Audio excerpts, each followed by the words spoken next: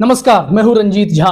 2023 में होने वाले चुनाव तमाम राजनीतिक पार्टियों के लिए किसी अग्नि परीक्षा से कम नहीं है, क्योंकि 2023 में चुनावी नतीजे जो भी आएंगे वही तमाम राजनीतिक पार्टियों के भविष्य 2024 के लिए भी तय कर देंगे। और इस बार 2023 भारतीय जनता पार्टी के माथे पर टेंशन देने जैसा है। जो आंकड़े सामने आए हैं उससे साफ मालूम पड़ रहा है कि 2024 की डगर भाजपा के लिए मुश्किल तो होगी ही होगी, लेकिन 2023 में जिन जिन राज्यों में, जिन बड़े राज्यों में विधानसभा के चुनाव होने जा रहे हैं वहां भी बीजेपी मुश्किल में अब दिखाई पड़ने लगी है। चौंकाने वाले आंकड़े सामने आए हैं, चौंकाने वाली रिपोर्ट सामने आई है। राहुल गांधी ने 3 बड़े राज्यों में तो गेम में ही पलट दिया है। बीजेपी को अब तक यही लग रहा था कि सत्ता विधानसभा की आसानी से उनके ही झोली में आ गिरेगी, लेकिन राहुल गांधी के भारत जोड़ो यात्रा ने, कांग्रेस के महाअधिवेशन ने एक ऐसा प्रभाव छोड़ा है कि भारतीय जनता पार्टी चारों खाने चित्त नजर आ रही है। जो चौंकाने वाली रिपोर्ट सामने आई है वह दैनिक भास्कर की है और इसमें यह दावा किया जा रहा है कि मध्य प्रदेश में, छत्तीसगढ़ में और कर्नाटक में भारतीय जनता पार्टी को बहुत ही गहरा झटका लगने वाला है। छत्तीसगढ़ तो चलिए कांग्रेस के ही पास है, यहां पर तो और भी मुश्किल घड़ी है, लेकिन कर्नाटक को बचा पाना, मध्य प्रदेश को बचा पाना बीजेपी के बूते का अब नहीं रह गया है। हम आपके साथ वो रिपोर्ट भी साझा करने जा रहे हैं। बिल्कुल ही अंदरूनी रिपोर्ट है। भारतीय जनता पार्टी के अंदर तक लोग पहुंचकर जानकारी इकट्ठा किए, खुद उनकी ही मजबूरी सामने आ गई। और दूसरी तरफ कांग्रेस जिस मजबूती से रणनीति बना रही है और भारत जोड़ो यात्रा ने राहुल गांधी की जो छवि तैयार की है उससे पूरा गेम ही पलटता हुआ साफ तौर पर दिखाई पड़ रहा है। यानी भारतीय जनता पार्टी के पसीने छूटने शुरू हो गए हैं। चाहे अब प्रधानमंत्री मोदी या अमित शाह या तमाम केंद्रीय मंत्रिमंडल अपनी ताकत ही क्यों ना झोंक दे, जनता में भरोसा जता पाना अब इन लोगों के लिए बहुत ही मुश्किल है। तो सबसे पहले आप अपने स्क्रीन पर जरा दैनिक भास्कर की यह खबर देखिए और उसके बाद जो अंदरूनी रिपोर्ट है वो भी हम आपको बताने जा रहे हैं। साथ ही साथ कर्नाटक में किस तरीके से कांग्रेस अपनी रणनीति गढ़ रही है, साध रही है, उससे बीजेपी वाले कैसे हलकान हो रहे हैं वो सब भी हम आपको बता रहे हैं। सबसे पहले दैनिक भास्कर की यह रिपोर्ट आपकी स्क्रीन पर हेडलाइन में ही है।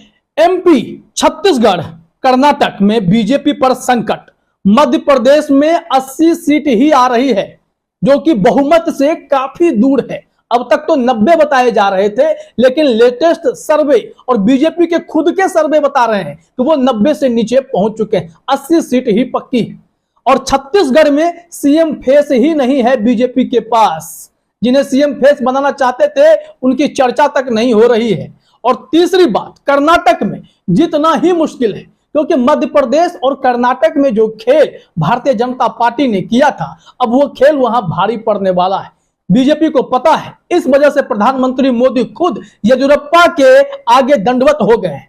उन्हें लगता है कि जिन्हें हमने सीएम पद से हटाया है वही कर्नाटक में एक बार फिर से नैया पार करा देंगे, लिंगायत समुदाय को रिझा देंगे। मुंबई लिंगायत समुदाय से आते हैं, लेकिन रास्ते बहुत कठिन है। मुंबई पर भरोसा कोई नहीं करता। कर्नाटक में 40% कमीशन वाली सरकार कही जाती है। भ्रष्टाचार से ओत-प्रोत यह भारतीय जनता पार्टी की कर्नाटक वाली सरकार इस बार हिचकोले खा रही है और सत्ता से दूर जाती हुई दिखाई पड़ रही है। तो चलिए सबसे पहले मध्य प्रदेश के सियासी समीकरण को समझते हैं। और यहां पर जो जानकारी सामने आई है स्थानीय पत्रकारों से बातचीत में, पार्टी के नेताओं के बातचीत में, उससे साफ तौर पर पता चलता है कि मध्य प्रदेश में शिवराज सिंह चौहान भी सीएम फेस के तौर पर देखे जाएंगे या नहीं देखे जाएंगे इसकी गारंटी नहीं है। हालांकि कई राज्यों में भारतीय जनता पार्टी बड़े नेताओं के टिकट काटकर मुख्यमंत्री का चेहरा बदलकर सत्ता में आने की कोशिश करती रही है, लेकिन मध्य प्रदेश में अब वक्त खत्म, बहुत ही कम समय बचा है। ऐसे में सीएम फेस तो बदला नहीं जा सकता। और शिवराज सिंह चौहान अगले सीएम होंगे या नहीं होंगे, बीजेपी के पार्टी के अंदर के लोगों को ही इस बात की जानकारी नहीं है। दिल्ली से सारा खेल तय हो रहा है और मध्य प्रदेश बीजेपी के चंगुल से मुक्त भी होना चाह रहा है। अब जरा देखिए मध्य प्रदेश में बीजेपी की क्या स्थिति है। बताया जा रहा है दैनिक भास्कर के मुताबिक मध्य प्रदेश में बीजेपी और कांग्रेस दोनों के पास 80-80 सीटों का बेस है, बहुमत 116 सीट पर है। यहां लड़ाई इन्हीं 36 सीटों के लिए है जो सरकार बनवाएगी। स्टेट बीजेपी के एक सीनियर लीडर कहते हैं, मुख्यमंत्री प्रदेश संगठन और हाईकमान तक लगातार अपना अपना सर्वे करवा रहे हैं। इनके आंकड़े तो हमें पता है, पर वे ऐसे नहीं हैं कि हम डिस्क्लोज भी कर सकें, बता भी सकें। मतलब मामला बहुत गड़बड़ है। अभी तो सीटें 100 के अंदर ही आते दिख रही है, इसलिए इस बार बहुत बड़े पैमाने पर विधायकों की टिकट काटी जाएगी। और इस बात की जोरदार चर्चा है कि मध्य प्रदेश में कई नेताओं के टिकट कटने वाले हैं और कई लोगों ने अभी से ही नाराजगी जतानी शुरू कर दी है। सीनियर लीडर्स को पता है कि उनका पत्ता कटेगा। जो 6 बार के विधायक हैं, जो कई बार मंत्री रह चुके हैं, ऐसे लोगों के पत्ते अगर कट गए, ये बागी होंगे, वोट काटेंगे। नुकसान भाजपा को, फायदा कांग्रेस को।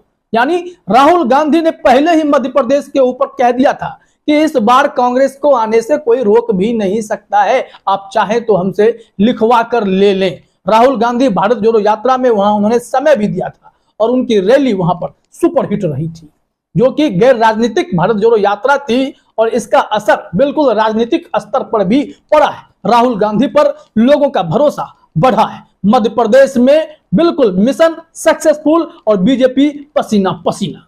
इस बार बहुमत के लिए बीजेपी को नाको चने चबाने की स्थिति है। मध्य प्रदेश तो गयो। अब बात करते हैं जरा छत्तीसगढ़ की।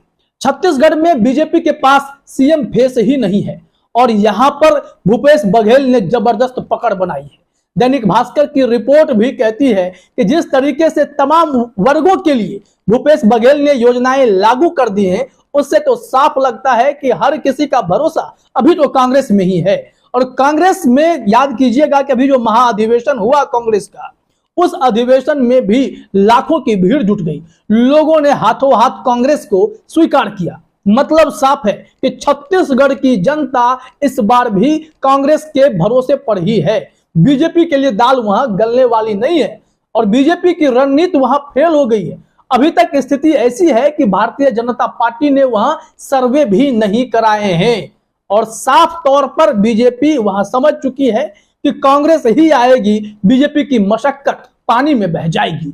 तो मतलब इस डर से भारतीय जनता पार्टी छत्तीसगढ़ में शायद सरेंडर कर चुकी है। दैनिक भास्कर ने जो लिखा है वो भी आप इसमें देख लीजिए कि प्रदेश में पिछड़ा वर्ग की राजनीति का बड़ा समीकरण है। बीजेपी किसी पिछड़ा वर्ग के नेता पर दांव खेल सकती है। सीएम भूपेश बघेल इसी वर्ग से आते हैं। कांग्रेस भूपेश बघेल के जरिए बैकवर्ड क्लास कार्ड खेल रही है। 90 विधानसभा सीटों में से अभी कांग्रेस के पास 71 और बीजेपी के पास महज 14 सीटें हैं। हाल में हुए लोकल बॉडीज इलेक्शन में कांग्रेस जीती है। प्रदेश के सभी 14 नगर निगम पर कांग्रेस का कंट्रोल है और सोर्सेज के मुताबिक बीजेपी ने यहां अब तक कोई सर्वे नहीं करवाया।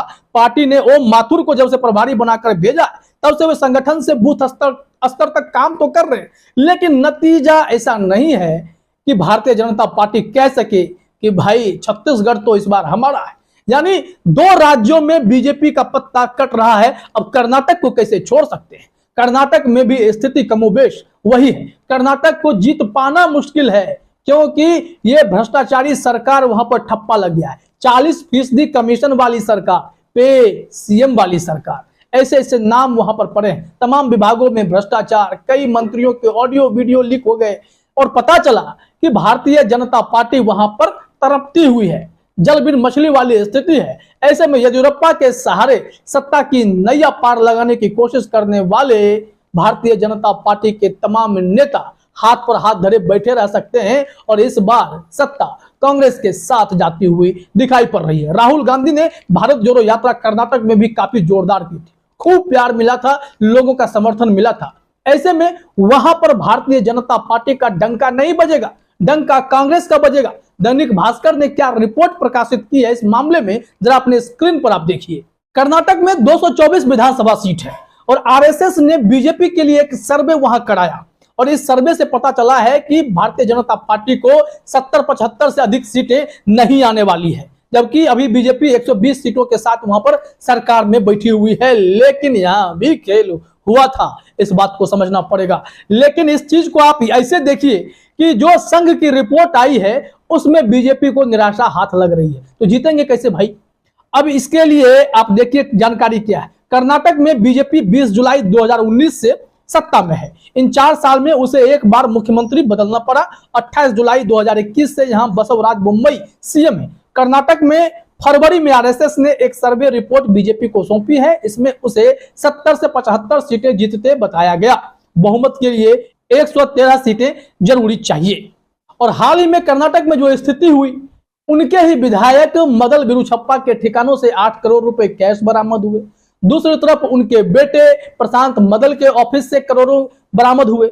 40 लाख रुपए के घूस के साथ वो रंगे हाथ पकड़े गए। तो ऐसे में भारतीय जनता पार्टी की वहां पर तो पोल पट्टी खुलते दिखाई पड़ती है। और जो विधायक है उनकी छवि बहुत खराब हुई है। एक मंत्री स्तर के नेता ने महिला को थप्पड़ जड़ दिया था। और दूसरी बात, अरविंद लिम्बावली जैसे विधायक महिलाओं को सरेआम हड़काते, गाली देते भी पकड़े गए थे। ये सब चीजें भी नेगेटिव इंपैक्ट डाल रही है। हालांकि इसका असर जो भी हो, लेकिन ये कहीं ना कहीं एक फैक्टर है जिसे कर्नाटक में लोग सीरियसली देखेंगे। और जो सबसे बड़ी बात है, कर्नाटक सरकार में वर्तमान 2 मंत्री वहां भारतीय जनता पार्टी को छोड़कर कांग्रेस का दामन थामने जा रहे हैं। मतलब वो दोनों मंत्री, एक सोमन्ना है, दूसरे नारायण गौड़ा है। ये दोनों कद्दावर नेता बताए जाते हैं। कांग्रेस में थोड़ा सा विरोध देखने को मिला था, लेकिन कांग्रेस ने वहां पर सबको फिट कर लिया है और ये दोनों आ रहे हैं कांग्रेस में। यानी बीजेपी के लिए मुश्किल की घड़ी साफ तौर पर दिखाई पड़ती है। तो कांग्रेस की रणनीति आगे बीजेपी ढेर होती दिखाई पड़ रही है। और 2023 में इन 3 राज्यों में अगर नतीजे बीजेपी के उलट आते हैं तो 2024 की राहें डगमगा जाएंगी भारतीय जनता पार्टी की। राहुल गांधी खड़गे के नेतृत्व में कांग्रेस एक बार फिर से चमकती हुई दिखाई पड़ सकती है। फिलहाल इस वीडियो में इतना ही। आप सभी का हमसे जुड़ने के लिए बहुत बहुत धन्यवाद।